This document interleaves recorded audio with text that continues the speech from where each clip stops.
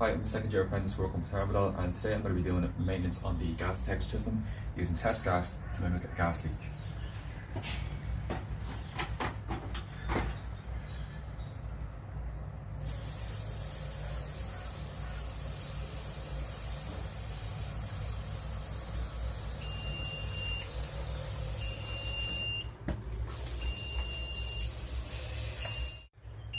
We have now mimicked a gas leak and gas is now shut off for all appliances. Now the system has to be reset.